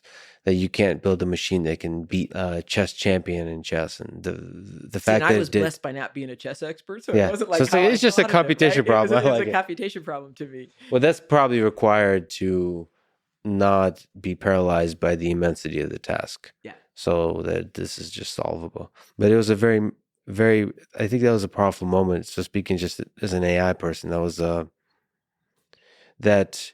Reinvigorated the dream. You were a little kid back then, though, right? At 95, you had to be like. Were you? You remember it actually at the moment? Yeah. Do you? Yeah. What did you think at the moment about it? It was awe-inspiring because, especially sort of growing up in the Soviet Union, you think, especially of Garry Kasparov and chess. Like your intuition is weak about those things. I didn't see it as computation. I thought of it as intelligence, because chess for a human being doesn't feel like computation. Yeah, it feels like some complicated relationship between memory and patterns and intuition and guts and instinct and all of those, like If you watch someone play, that's what you yeah. would conclude, right? And so to see a machine be able to beat a human, I mean, you get a little bit of that with ChatGPT now. It's like language was to us humans the thing that we kind of surely the poetry of language is something only humans can really have. It's going to be very difficult to replicate the magic of a natural language without deeply understanding language. But it seems like ChatGPT can do some incredible things with language and in natural language dialogue. So, but that was the first moment in AI.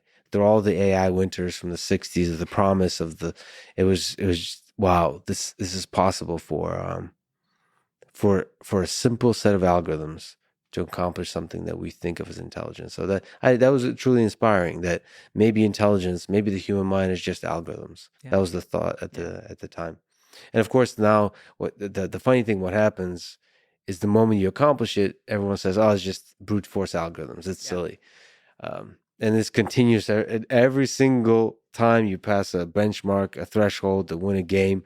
People say, "Oh, well, it's just this. It's just this. It's just this." And that I think that's funny. And there's going to be a moment when we're going to have to contend with AI systems that exhibit human-like emotions and feelings, and you have to start to have some difficult discussions about, well, how do we treat those beings, and what role do they have in society? What are the rules around that? You know, and this is really exciting because that also puts a mirror to ourselves to see, okay, what's the right way to treat each other as human beings? Because it's a good test for that. It is, because I always say it's a reflection of humanity. What I mean, it's taught by what man, bad stuff in the past, you'll teach it bad stuff for the future. And which is why I think, like efforts to regulate it are a fool's errand. You need to regulate uses, not, because it's not the technology itself is not inherently good or bad, but how it's used or taught can be good or bad for sure, right? And so that's, to me, will unveil now a whole different way of having to look at technology. What about another magical leap with the early days of Watson with beating the Jeopardy challenge? What was your experience like with Watson? What's your vision for Watson in general? Yeah. What was it? And it was really inspired by first chess, right? And Kasparov, and then you come forward in time.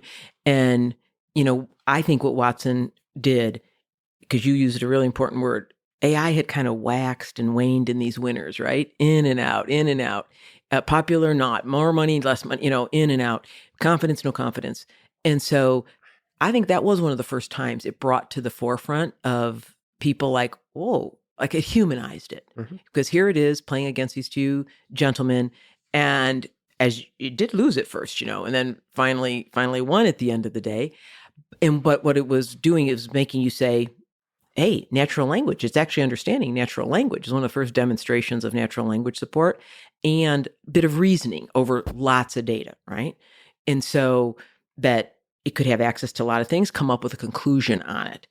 And to me, that was a really big moment. And I do think it brought to the conscious of the public, and in good ways and bad, because it probably set expectations very high of like, whoa, what this could be. And I still do believe that it has got the ability to change and help us, man, make better decisions. That so many decisions are not optimal in this world, even medical decisions. And it's right or wrong what took us down a path of healthcare first with our AI. And we took many pivots. And I think there's a really valuable lesson in what we learned. One is that I actually don't think the challenges are the technology. Yes, those are challenges, but the challenges are the people challenges around this, right? So do people trust it? How will they use it? I mean, I saw that straight up with doctors and meaning they're so busy in the way they've been taught to do something. Do they really have time to learn another way? I saw it was a mistake when you put it on top of processes that didn't change, kind of like paving a cow path. Didn't work. I mean, it was all human change management around it that were really its biggest challenges. And another valuable lesson, we picked, back to you said you think of IBM as moonshots, we picked really hard problems to start with. I think you see a lot of technology now starts with really simple problems. And and by that, it probably starts to build trust because I start little. It's like, oh, I'm not ready to, outsource my diagnosis to you, but I'll get some information here about a test question. So very different thinking. So a lot of things to learn. We were making a market at the time. And when you make a market, choice of problem you work on gets to be very important. When you're catching up, well, then it's a scale game. So very different thing. And so, but Watson proved, I think, I mean, I hope I'm not being too, I think Watson brought AI back out a winner for the world. And that since then, there's just been, one company after another and innovations and people working on it. And I have no regrets of anything that we did. We learned so much. I mean, we probably rebuilt it many times over. It made it more modular. And today, to IBM, a Watson is more about AI inside of a lot of things, if you think of it that way, which is more like an ingredient versus it's a thing in and of itself. And I think that's how it'll bring its real value, more as an ingredient. And it's so badly needed. And even back then, the issue was so much data. Like, what do you ever do with it? You can't get through it. You can't use it for anything. You know this well. It's your profession. So we have to have it. So that's going to propel it forward. So it's part of the suite of tools that you use when you go to enterprise and you try to solve different problems. AI for security, AI in automated operations, AI in your robotics, AI on your factory floor. You know what I mean? It's all part of. And I think, and that's why even to this day, thousands and thousands of clients of IBM still have the Watson components, that it's the AI being used. So it became a platform is how I would say it, right? And an ingredient that went inside, and consultants, like you said, had to learn. They had to learn. Don't just put it on something. You got to rethink how that thing should work, because with the AI, it could work entirely differently. And so I also felt it could open up, and still will open up, jobs to a lot of people, because more like an assistant, and it could help me be qualified to do something. And we even years ago saw this with the French banks, very unionized, but that idea that you could, in this case, the unions voted for it because it felt people did a better job. And so, and that's this part about being really dedicated to help humanity, not destroy it. Speaking of which, a funny side note. So Kubrick's, the 2001 Space Odyssey. What do you think about, the fact that HAL 9000 was named after IBM? I really don't think it was. I know there's. So? I really don't. I've that could be more fake news. It's more fake news. I've like researched this, tried to find any evidence, and people have talked to, was it really, one letter? It was one letter. One letter off. Right? So people don't know, H is one letter off of I. A B, is one letter off of B, and then L is one letter off of. That was the. I think that's a solution found afterwards. Yeah, that's hilarious. Here's what I think it more was. I do think it's one of the early demonstrations of evil AI. Yeah, like can be taught bad. I could push back on that because it's presented as evil in the movie because the AI hurts people, but it's a really interesting ethical question because the role of HAL 9000 is to carry out a successful mission. And so the question that is a human question. Yeah. It's not an AI price? Question. At what price? Humans wage war. They pay very heavy costs for a vision, for a goal of a future that creates a better world. And so that's the question certainly in space. Doctors ask that question all the time. Under limited resources, who do I allocate my time and money and efforts? I agree. I like I said, I've spent a decade talking about this question of AI ethics, right? And that it needs really considerable, not just attention, because otherwise it will mirror everything we love and everything we don't love. Mm-hmm. And again, and that's the beauty in the eye of the beholder, right? Depending your culture and everything else. With what you're doing and what you're going to do, how do you think about it?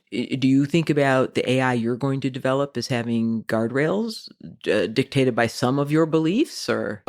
Yeah, for sure. So there's so many interesting ways to do this the right way, and I don't think anyone has an answer. I tend to believe that transparency is really important. Yep.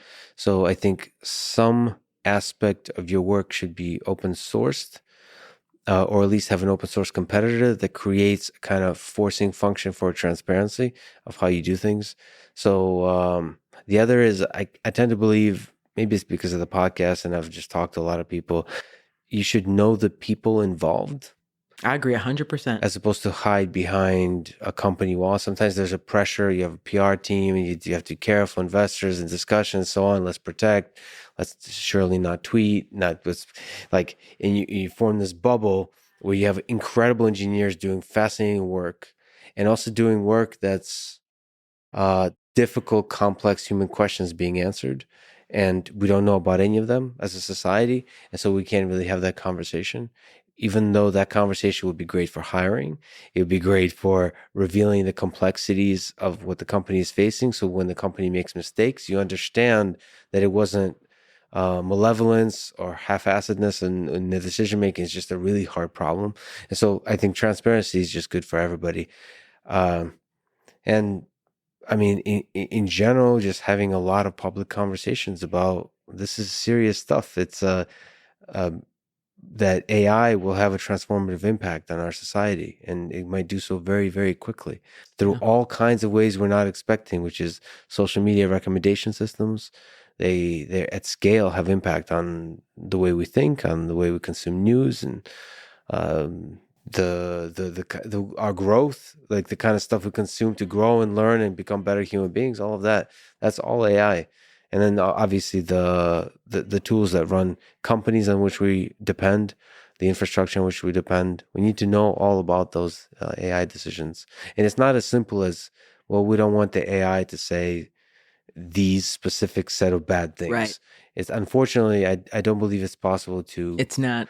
prevent evil or bad things by creating a set of cold mathematical rules. Yeah. Unfortunately, it's all fuzzy and gray areas. It's all a giant mess. It is. I mean, you think about it like a knife. A knife can do good and a knife can do bad. Mhm. Okay. You can't, it's very hard. You can't And ban knives. you can't ban knives. And that this is, I think back, it was probably 20, I don't know, 15, 16. We did principles of trust and transparency. Notice the word transparency. That belief that with AI, it should be explainable. You should know who taught it. You should know the data that went into training it.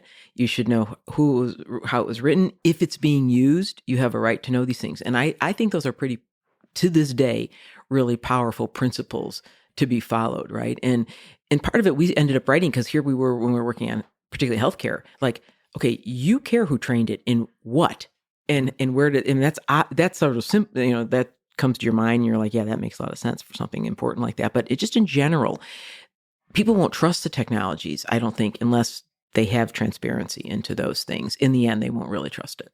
I think a lot of people would like to know, sort of, because a lot of us, I certainly do, suffer from imposter syndrome, that self-critical brain. So, taking that big step into leadership, did you at times suffer from imposter syndrome? Like, how did I get here? Do I really belong here? Or were you able to summon the courage and sort of the confidence to really step up? Hmm.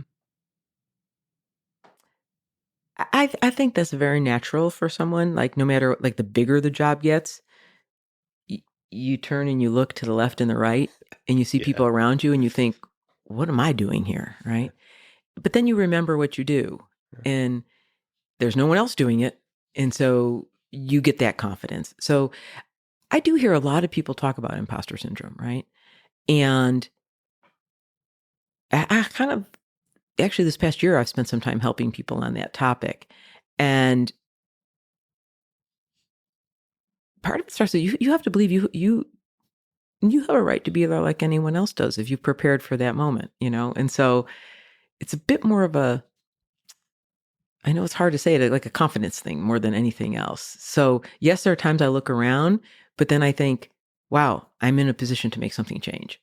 So I can't say I have ever really dwelled on that feeling for long. Okay, so you just focus on the work. I have an opportunity. I'm going to step It's up good and or get it done. bad. I just focus on the work. Yeah, good or bad.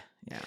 One important lesson you said you learned from your mom is never let anyone else define you. Only you define who you are. So what's the trajectory, let's say, of your self-definition journey, of you discovering who you are from having that very difficult upbringing? They say pivotal moments happen and you don't realize it when they're happening. Mm-hmm.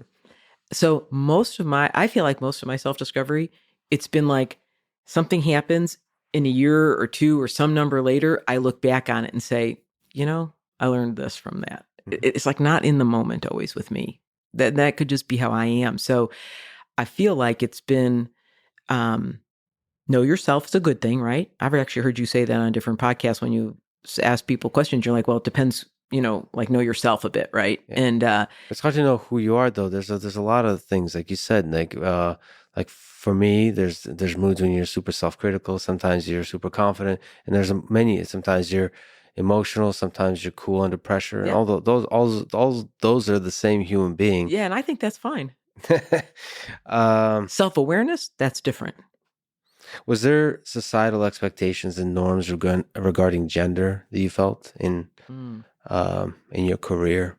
You've spoken to that a little bit, but was there some aspect of that that was constraining, empowering, or both? I chose to never look at it. Okay. Now, whether that is right or wrong, and again, I'm a product of the 70s and 70s and the 80s, where I think I was surrounded, all the other women around me viewed our way to get ahead was just to work hard, work hard, work hard. And that was the way you differentiated yourself. And that's obvious. It did help. I mean, there's no doubt about it. You're always, you learned a lot of things, which qualified, opened up another door, opened up another door. I'm very mindful that I have worked for companies that are very steeped in those values of equal opportunity. And so nothing remarkable about that. And I mean, when I was a wee kid, I'm taught hire a diverse team. I get evaluated for it. I get evaluated if my team has built up their skills. So this is, when you're really formative, you're in a culture that's what it's valuing, right? So it becomes part of you. So I say sometimes to chagrin, did I ever feel I was held back for that reason? No. Were there plenty of times when, I write about a few of the stories in the book, I'm laying cables at night and the guys are at the bar. Now, Mhm. I didn't really want to go with them to the bar anyways. They'd be like, we'll be back to get you, bye. And I'm like, okay. I mean, I learned a lot, so it didn't. Now, all that said, back to my earlier story about being a role model, it would be foolish to not believe that there were times that mattered. And I would say two things, even not that long ago, a colleague called me and was talking about media and about women CEOs and said, do you notice that sometimes when it's a woman CEO, they call the person by name. And when it's a man, they call the company out, not the person's name exactly associated with the issue. And I said, yeah, well, I think you have to just understand much of what you do, it will be magnified because there are so few of you. And sometimes it will be, really can be blown out of proportion, right? And so that can happen. And you got to learn in which way. Now, all that said, on gender, it is an interesting thing with the book. As I've talked to, having a book, even some of my best friends, the first reaction is, I can't wait for my daughter to read it. Mhm. I say, well, that's interesting. Do you think you could read it? Oh, Yeah, it's fascinating. it's an interesting reaction. And as here I am 40 years later, that's an interesting reaction, right? I say, no, the book, I really worked hard to write it for everyone. I just happen to be a woman, right? But there's still that there. And so, look, until I think people see and never feel that they have it doesn't even matter whether there's a woman, it could be another diverse group that feels it.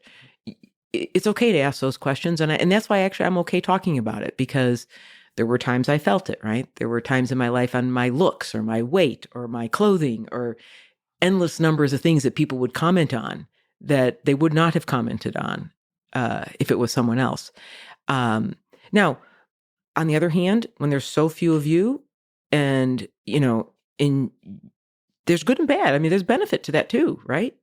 If you do good work, you'll be recognized. It's easier to be recognized, and so a pro and a con. And I think I've just grown up believing, like, my advice to young women: go into engineering, not because you're going to be an engineer. It teaches you to solve problems, and anything job you do is going to be solving problems. Things like that are what I take away from that in that journey. It is interesting that, I hear from women that even on this podcast, when I talk to incredible women like yourself, it is inspiring to young women to hear. I mean, you like to see, you talk to somebody from Turkey and then Turkish people all get excited. It's Like, so true. so you get like somebody that looks like you, somebody that, and the category could be tiny or it could be, it can be huge. You know, That's just the reality of the world, I it is a reality of suppose. the world. And the work I do now to put this group called 110, put 1 million Black employees into the middle class without college degrees, get them the right skills, upwardly mobile jobs. So one of my last years, we had been working on, it just did regular leadership session at IBM and had our Black colleagues, were talking about what did it feel like to be a Black leader. And here, these are extremely accomplished people. And I can remember very well one telling a story about, look, I felt if I failed or succeeded, it's not just me. It came from a country in Africa. I feel like the whole country is on my shoulder, my success or failure. That's a burden. I mean, like, I don't feel that burden. Not true. As a woman CEO, I did feel like, even the headlines when I was named said, her appointment will either, her success or failure will be a statement for the whole gender kind of thing. And I didn't dwell on it, but I meant but I could see how people, like you said, it could be a small group, could be whatever. And so that is a lot of pressure on people and they need role models. You're a role model for people. Look at what you're able to do. You do these podcasts, you understand your science very well. You're very well prepared. Your ability to translate it to people, that's not an insignificant thing. And you may think, oh, is that about the power of me? Not really, right? And you obviously believe you don't do this because you just like sitting at a microphone. You do it because you think, okay, if I can get people to say things that are really valuable to other people, they're going to learn something. I assume that is, you never told me. My interpretation is that's why you do this podcast, that you feel like in service of other people that you can bring them something unique by the way you do this.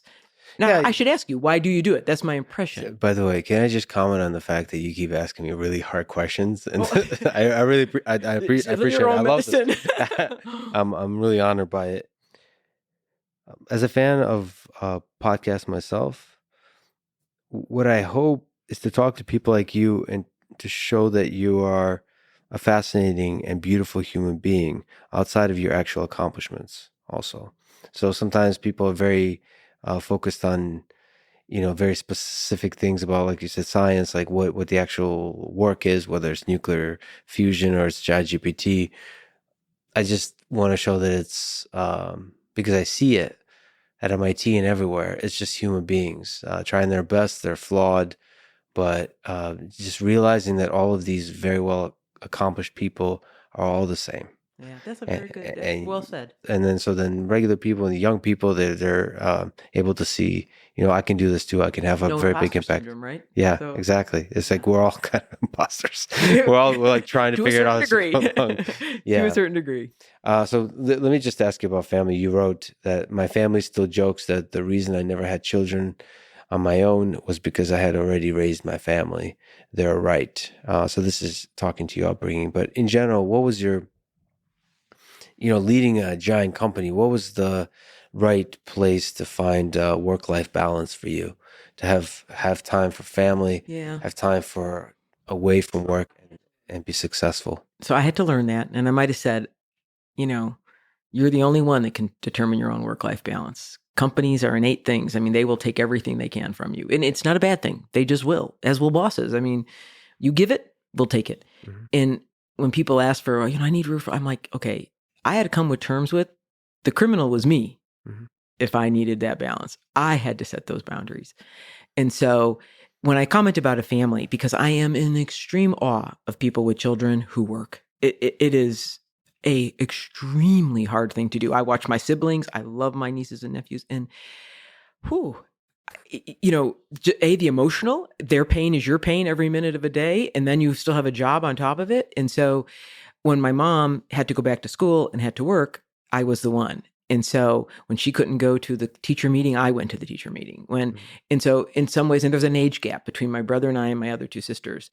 And so I'm still, they still call me Mama Bear even. I'm extremely protective of all of them. And it is as if I had raised them, and my mom did a great job raising them. I didn't, but I was there. And so when it came time to have children, and my husband came from a family where his father died and was raised by a single mother, very, very similar endpoint, different reasons why he ended up, his father did not abandon them.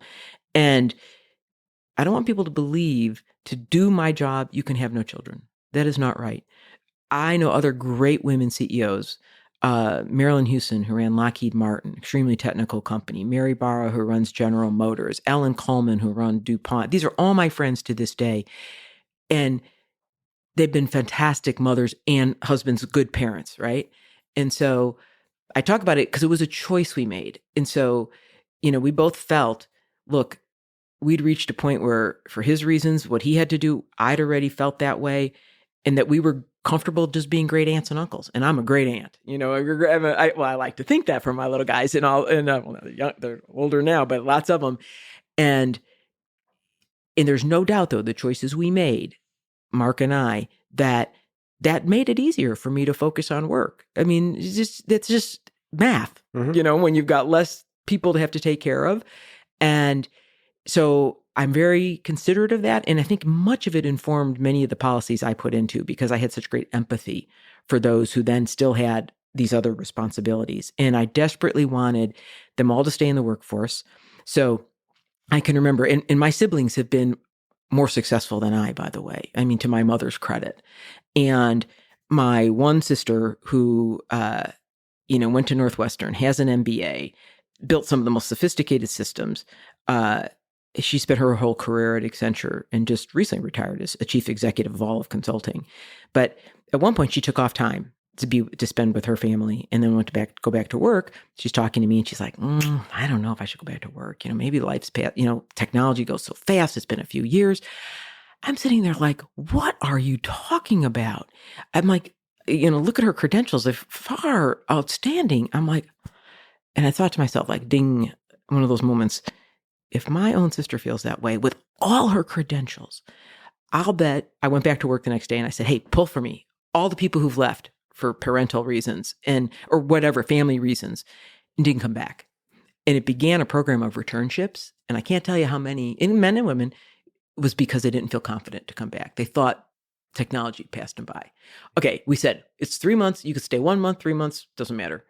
Well, a lot of people, like, one day, they're like, you're right, not that much happened. I mean, it happened, but I caught up. I actually know more than I think,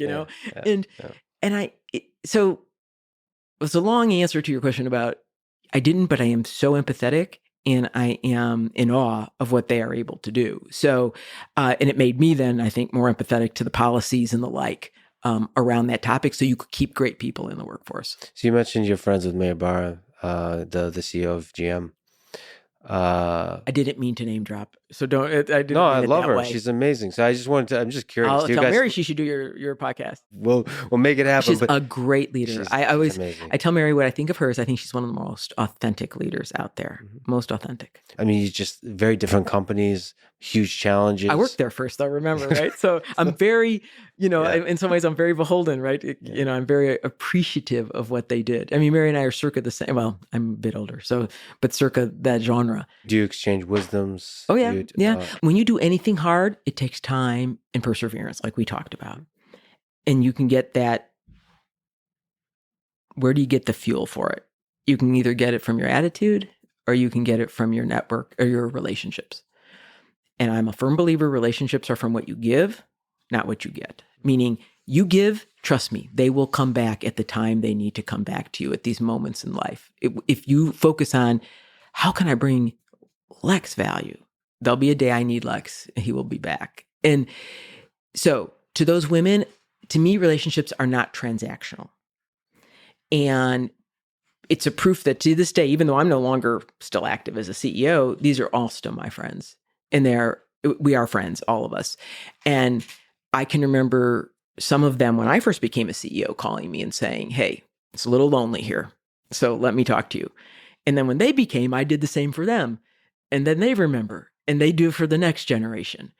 And so it's a very supportive, almost to a T. Any of the women you could name who have been CEOs, I would say, almost to a T, have all been very supportive. In fact, a number of us work on another non-for-profit right now called Ginni, which some women who had started, the Fortune's Most Powerful Women had started, which was, could we get more women, particularly diverse women, but women in general, to more quickly be into positions of leadership and power? And so many of the women you named and more, we all dedicate time mentoring in kind of creating this little group of fellows every year to do this. Friendship and love is core to this whole thing, not just the success, but just to the whole human condition. Let me ask one last question. Advice for young people. You've had a difficult upbringing, a difficult life, and you've become one of the most successful human beings in history. What advice would you give to young people, or just people in general who are struggling a bit, trying to figure out how they can have a career they can be proud of, or maybe a life they can be proud of? I feel like a life you can be proud of is just one if you leave something a little bit better. It doesn't have to be big, you know. That's a life well lived, right? It was Churchill who said, it was how you might remember it better than I. You make a living by what you get, and you live a life by what you give, something to that effect. But my advice would probably, when I'm asked this, I would tell them to ask more questions and give answers. Learn. Just focus on being a sponge. And it's funny, I asked my husband the same question the other day. I said, hey, what? We were talking to somebody and people were asking this, and he sort of paused for a while and he said, I'd tell him patience. I said, what do you mean? And he said, I see so many young people, like they're in such a hurry to somewhere, I don't know where. And that if they just had patience and let life unfold, I think they may be surprised where they ended up. And actually, I think that's a really good answer, to be honest. Along the way, keep asking questions, keep that childlike curiosity. And just, I know it sounds so easy to say. It's just so, it's. Yeah, like you said, the obvious things. Yeah. I think they tend to be the most profound. Ginni, you're an incredible human being. You're an inspiration to so many. Thank you for helping run and contribute to one of the great companies that brings so much good power to the world. And thank you for putting in the hard work of putting it all in the great book. And thank you for talking today. This was a huge honor. Yeah. Thank you for doing it. You did a lovely job. Thanks for listening to this conversation with Ginni Rometty. To support this podcast, please check out our sponsors in the description. And now, let me leave you with some words from Eleanor Roosevelt. Do what you feel in your heart to be right, for you'll be criticized either way. Thank you for listening, and hope to see you next time.